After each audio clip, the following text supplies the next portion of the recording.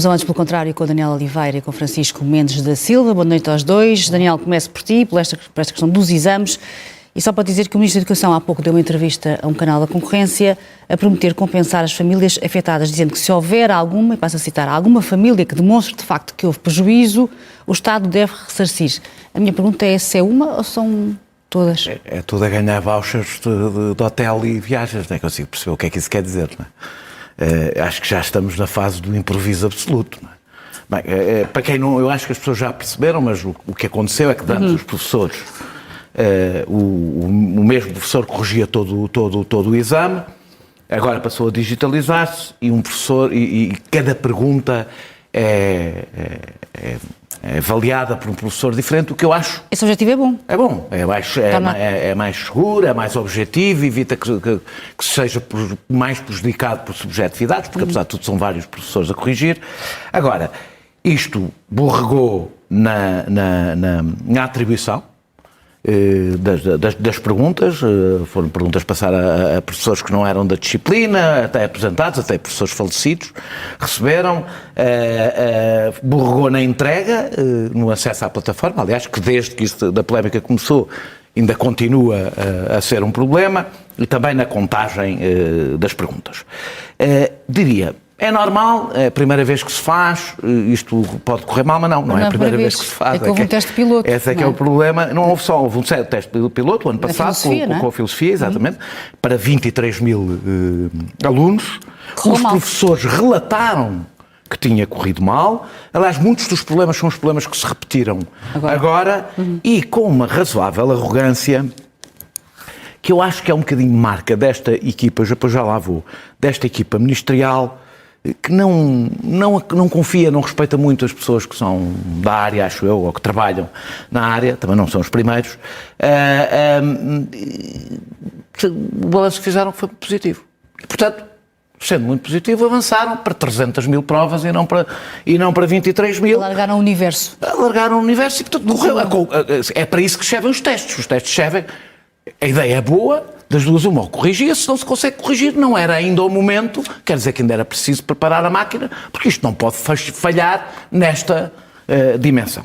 Há aqui um padrão neste ministro, que primeiro nega os problemas, dizem que as pessoas estão a mentir, que são exageros das redes sociais, etc., depois transfere responsabilidades e depois manda fazer auditorias. No fim acaba sempre uma auditoria, da outra vez, quando foi a história dos números de professores, foi para a KPMG,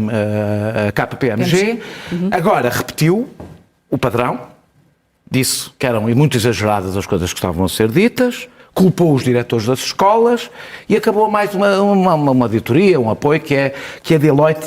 Aliás, deixa-me só uma à parte. Além disto ter-se como subtexto o que o Ministro já diz, que a culpa é da administração pública, que o problema é que os serviços não funcionam, junta uma capa ideológica da pior maneira, que é para tapar a incompetência do próprio Ministro. Ou seja, os privados resolviam isto quando é evidente para mim, de tudo o que fui lendo e percebendo, que a falha foi, acima de tudo, do Ministério. Terminando, isto tem consequências para os professores, para os alunos, para os professores porque vão ter menos tempo para fazer as correções, para os alunos vão ter menos tempo para fazer alguma coisa que são escolhas de vida, que são escolhas muito, que não se pensam em dias e é preciso perceber o que é que têm em mãos, e para os pais a história de férias. E esta coisa do Ministro ter dito, os pais eram imprudentes por marcarem férias perto dos exames. Os pais, quanto muito, foram imprudentes em acreditar no calendário do Ministério da Educação. É suposto eu olhar para o calendário, marco férias, por isso é que é aquele o calendário. Eu tenho muitas discordâncias políticas com este Ministro, mas sempre achei, quando ele foi, aliás, disse-o, quando foi a escolha ministerial, tinha a ideia de ele ser uma pessoa competente. Foi uma desilusão. Foi. Eu não sei se... Eu achava, aliás, que ele ia salvar a honra do convento, de um governo que eu acho bastante impreparado e tenho dito aqui. E acho que também fui imprudente em acreditar, porque um bom académico não dá obrigatoriamente um bom ministro, e é o que se tem visto. Muito bem, Francisco, os pais foram imprudentes em acreditar no calendário do Ministério da Educação? Bem, antes de mais, ainda está para ver, independentemente da responsabilidade política que existe, evidentemente, sim, qual é que é o grau de incompetência política, ou da tutela política, e o grau de incompetência dos responsáveis técnicos. Portanto, esta fulanização eu não acompanho do Daniel. Acompanho, porém, evidentemente que há aqui vários problemas para resolver. E o Ministro não pode dizer o que disse, designadamente hoje. Quando diz que, enfim, se alguém se sentir prejudicado ou se houver danos, obviamente que o Estado cá está para os ressarcir. Claro que não está, não é possível isso. Em primeiro lugar, porque isso é uma forma de normalização do erro. Na ideia de que, bem, nós temos um plano, mas o plano tem sempre uma alternativa, que é nós não cumprimos o plano e as pessoas serem ressarcidas. Não é assim que o Estado pode funcionar.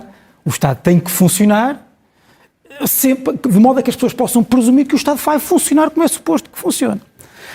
Depois, a ideia da utilização da expressão condicional é errada, porque evidentemente que há prejuízos, e não são só os prejuízos como os das férias, das viagens, ou da reportagem que vimos antes, da aluna que queria ver o seu artista favorito ao estrangeiro. Há muitas pessoas no ensino público que não têm dinheiro para fazer férias, mas que estão a contar... Mas têm direito às férias. Com o funcionamento do Estado. Claro. E com a ideia de que nós podemos... Esse é que é o grande prejuízo. Este prejuízo não é ressarcível, que é o prejuízo de nós passarmos a não poder confiar numa coisa que funcionava no Estado. Eu percebo, deixem-me só já agora, eu acho que temos que ser, de certa forma, tolerantes. Por isso é que tolerantes, já vou dizer porquê, mas e é por isso que eu acho que esta conversa, que se deve demitir já, não se deve demitir, etc. Não tenho nenhum, como sabem... Não pedi admissão, acho que se deve guardar isso para momentos... Eu não tenho nenhum preconceito quanto a admissões. Acho que elas muitas vezes, o nosso problema em Portugal é que nós pedimos a todo o tempo, também para fazer uma espécie de efeito, para produzir um certo efeito naquela pessoa de desterro social, quase. Nós em Portugal, há lá coisa socialmente mais importante do que ser ministro, do que ser ministro. Deve-se admitir que quando não se tem condições, seja por culpa própria ou não, certo. Mas eu devo dizer, até porque estamos a falar de uma evolução que é politicamente muito consensual. Esta ideia, esta parte da digitalização nesta parte do funcionamento do Estado começou com o PS, foi continuada por este governo, mas eu acho que deve haver alguma tolerância no sentido que são os primeiros passos, pode haver erros, etc. Mas também por isso é que a atitude do Ministro não pode ser a atitude primeiro desvalorizando, a dizer que não houve problemas, depois havia problemas, depois desvalorizar o erro, dizendo que há sempre uma alternativa que era... Devia ter assumido que havia um erro. Sim, acho que há uma mais que o Daniel, eu gosto muito, até pessoalmente, do Fernando Alexandre. Não, eu pessoalmente não o conheço. Sim, eu conheço mal, mas do que conheço, eu gosto muito dele, apesar de eu não ter propriamente lados, este é o meu lado político e eu torço para que este governo corra bem, e é também por isso que eu gostaria que ele passasse uma imagem de que está no domínio da situação. Há uma crise de facto, todos os ministros podem passar por isto, outros ministros passaram por problemas com a colocação dos professores, quer no tempo de Santana Lopes, quer no tempo de José Sócrates, há sempre, ou pode haver sempre problemas. Onde se vê, muitas vezes, a categoria dos ministros não é no momento em que tudo corre bem, até porque muitas vezes as coisas correrem bem dependem dos técnicos. É na gestão das crises, precisamente. Depende dos técnicos. Aquilo em que os ministros se revelam, os políticos se revelam, é na atitude e na imagem que passam de que estão no domínio da crise. É que o erro dele começou o ano passado, quando desprezou as coisas que estavam a correr mal no exame de filosofia. Nós ainda não sabemos se isso foi assim, qual foi o grau de desprezo, não sabemos. Por isso é que eu sou contra, em princípio, a Comissão Parlamentar de Inquérito, mas não sou contra, porque a Comissão Parlamentar de Inquérito tem um peso e um também acho que se passou a achar que as comissões parlamentares de inquérito são julgamentos, não são julgamentos, portanto têm alguns poderes que os outros não têm. O Ministro, o Secretário de Estado, os técnicos, só mais uma coisa. Muito rapidamente, porque isto é que são as discussões mais importantes. Nós vivemos numa ansiedade grande para fazer reformismo com base na digitalização. Este é um problema. Acho que algum ceticismo era importante. Não quero aquele pessimismo tecnológico com que a esquerda está perante a tecnologia, mas algum ceticismo conservador talvez seja... um meio termo talvez seja importante. E depois, até por isto. Porque como se vê agora, nós parece que não temos direito a saber quem era a empresa que estava a controlar isto. E não é suposto sabermos, não claro é um contrato público. Mas mais mesmo que saber. É um contrato público. Cada vez mais nós vamos ter a nossa vida regulada, a nossa vida pessoal e coletiva, através de instrumentos tecnológicos dos quais nós não temos o domínio técnico, nem nós nem os nossos representantes políticos no Parlamento. E quando houver esta comissão parlamentar de inquérito ou a chamada dos responsáveis ao Parlamento, quantos deputados é que conseguiram ter uma conversa séria sobre o assunto com os responsáveis, por exemplo, da empresa que tratou deste assunto? Isto é um tema bastante importante. Do ponto de vista do controlo democrático do poder, esta é uma conversa muito interessante. Certo, vamos avançar do tema, senão não temos tempo para tudo. E, Daniel, ao tema Trump-FIFA, depois pronto, enfim, os Estados Unidos acabaram por eliminar eliminaram a Bélgica, foi justiça? É um final americano, é um final feliz, em que o bully perde. Claro, é aquele fim que todos nós desejávamos, pelo menos eu desejava. Eu torci pela Bélgica, que é uma coisa que acho que nunca me ocorreu na vida. Eu até fiquei acordado para ver a primeira parte, depois já não aguentei para cima. Estes acontecimentos desportivos sempre foram montas políticas. Foi a Itália em 36, foi a Argentina em 78, nos Jogos Olímpicos foi Berlim, foi Moscou, foi Los Angeles. E no caso de Itália, se lembram que eu acho que tem... 82, não foi 86? Eu disse 86, isso foi no México. Eu não disse lá. Itália, 30 Mussolini, sim, claro. Mussolini. E 82 foi ganhou a Itália, mas foi a Espanha. Nesse Mundial, o Mussolini conseguiu mudar localizações de jogos, conseguiu que fossem escolhidos árbitros a favor de Itália e que bastante importantes, por exemplo, na final com a Checoslováquia, que teve um resultado bastante discutível. O presidente da FIFA da altura, que é Jules Rimet, que tinha uma espinha mais ou menos do mesmo formato que a de Infantino,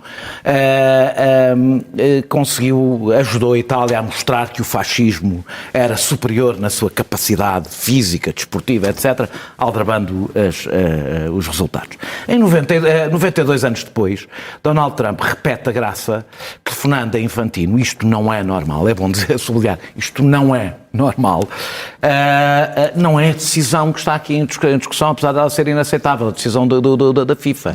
É inaceitável, não tem nada a ver, já havia comparações com o do Ronaldo, não é inaceitável porque é ilegal a decisão que foi tomada. Mas ela resultar de um cinema do presidente do país anfitrião.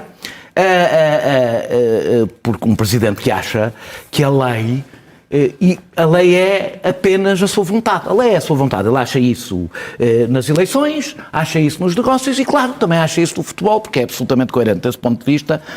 E a montra, se isto serviu de montra para um regime, eu acho que serve de montra para uma democracia incrivelmente fragilizada, onde a pessoa que ocupa circunstancialmente o resultado consegue impor a sua vontade em tudo. As crianças, uma das razões que pomos as crianças a fazer desportos, não é só pelas capacidades físicas, é porque o desporto é uma simulação da vida, onde nós aprendemos exatamente a cumprir regras. Faz parte do processo de civilização do ser humano. Nós fazemos por via dos jogos, aliás, como os bichos também fazem por via de brincadeiras, a aprendizagem de que o mundo funciona segundo regras e não só. Que o mérito só existe na medida em que existe igualdade. E que a igualdade depende do cumprimento do conjunto de regras. Portanto, que não haver regras é o oposto de uma ideia de mérito. Ora, a parte que eu acho interessante desta história, eu não sei se viram nas redes sociais, vários apoiantes de Trump a gabarem-se, o próprio Trump não escondeu, fez o telefonema, a gabarem-se, até havia um que mostrava o cartão do Trump contra o cartão vermelho, a gabarem-se de: eu venço, eu tenho o Trump, portanto eu venço. Porquê? Isto tem um fundo ideológico, isto não é só porque são mais pessoas, que é o poder é mais importante que a justiça. O poder vale por si só, e Trump representa, aliás, isso, o poder amoral. É justo. Eu tenho o poder porque tenho, valho mais porque tenho mais poder. E isto é uma ideologia que ultrapassa Trump, que é a ideologia do sucesso. Do sucesso que não corresponde ao mérito. Do sucesso que é: eu tenho poder porque mereço ter poder, porque consegui lá chegar, seja lá como for. E desse ponto de vista, eu acho que esta foi um excelente episódio. Foi sobretudo bom, porque no fim, como uma história americana, como eu disse, teve um final feliz e, afinal de contas, quem gozou, não só goleou, mas como gozou com Trump no fim, foi quem tinha o mérito e não quem tinha o poder. Francisco. Essa é a parte boa, mas geralmente, infelizmente, na vida não é assim. Não que é sempre acontece. assim. Francisco, quem é que surpreendeu mais, Trump ou o Presidente da FIFA? Quem surpreendeu mais? Pela negativa. A FIFA, já agora, desculpa, que eu queria ter falado, deixa-me só dizer uma frase sobre a FIFA. A FIFA é Rapidamente. o maior símbolo, talvez no mundo, e não foi Trump que corrompeu. A FIFA nasceu corrupta, viveu corrupta e continua a ser corrupta, é da sua natureza, portanto, é uma irmã gêmea de Trump. Trump está em casa com a FIFA. Desculpa. Quem surpreendeu mais foi a seleção belga, que nunca tinha jogado assim, e graças a Deus, ou graças a Donald Trump, jogou como não tinha jogado ainda no Mundial. Talvez se Donald Trump tivesse dito qualquer coisa sobre a nossa seleção, mal talvez nós nos tivéssemos excitado um bocadinho mais para o jogo dos oitavos de final. Bem, há de facto aqui um substrato ideológico, não é exatamente, a meu ver, aquilo que o Daniel talvez não seja muito distante, mas vê-se muito quando nós ouvimos alguns apoiantes, não tanto esses, mas alguns apoiantes um bocadinho mais intelectuais. Há aqui aquela conversa, que é uma conversa que é típica da crítica ao liberalismo político e que se ouve cada vez mais à direita e cada vez mais também em alguns círculos intelectuais da esquerda. Que é a ideia de que nós no mundo do liberalismo entendemos que há as verdades substantivas, mas a verdade substantiva só é apurada através de processos justos, apropriados, com regras, como o Daniel diz. Só vale a verdade que resulta das regras. E o que acontece com os autoritários é que eles dizem o contrário. Eles dizem que são contra essas regras, são contra as instituições independentes, são contra os órgãos independentes, designadamente os órgãos da justiça, entendem que as decisões das instâncias independentes podem ser politicamente revertidas e desrespeitadas, porque o político o agente político, é que é o principal responsável por interpretar corretamente o sentimento de justiça do povo. Até acham que a maioria decide o que é verdade. A maioria não decide o que é verdade. A maioria decide quem manda, não decide o que é verdade. Uma grande parte da discussão intelectual nos Estados Unidos, designadamente à direita, assenta naquela ideia de que os Estados Unidos não nasceram para ser uma democracia, mas nasceram para ser uma república. Nós muitas vezes confundimos as coisas. Mas a república é o poder do povo mesmo. A democracia tem os seus freios e contrapesos e os seus patamares intermédios de representação, etc. E há muita gente na direita americana que entende que a democracia subverte a república. Portanto, a ideia, porque nós vemos muita gente a defender Donald Trump a dizer, não, mas ele cumpriu a justiça. O árbitro, que é no fundo o juiz, aquele tribunal imediato ali, enganou-se na aplicação da justiça. E, portanto, o principal intérprete da justiça, com J grande, veio... por exemplo, no Brasil... Tem o problema de decidir sempre a seu favor.